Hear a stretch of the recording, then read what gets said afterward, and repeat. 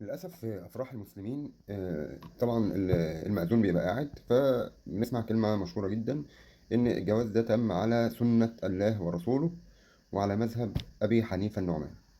وبعدين يبدأوا بأسماء الله الحسنى ما شاء الله على قوة الإيمان، وبعدها نبدأ بقى الرقاصة تطلع ويبدأ المغنيين نطلع ويبدأ الحضور يجوا بلبس متعري ومجسم في الفرح.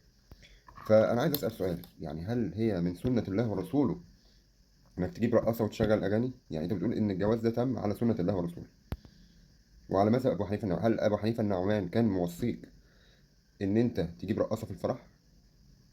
هل قال لك تيجي متعريه في الفرح او في الزفاف ده علشان مفكره انت او امك ان هيجي لك عريس من الفرح ده، فانت بتعرضي البضاعه اللي عندك؟ فكل واحده رايحه الفرح لابسه لبس مجسم ومتعريه على اساس تشقط عريس من هناك، والعريس والعروسه جايبين مغنيين ورقاصين ودي جي ورقص ومسخرة لحد الصبح لغاية الفجر. المفروض يروحوا يصلوا الفجر، محدش بيروح يصلي طبعا من الناس دي.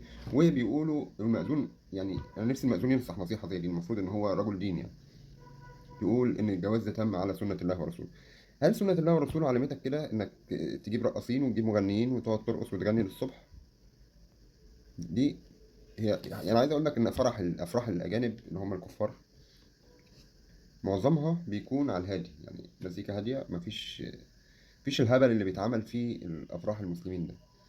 ربنا يهديكم.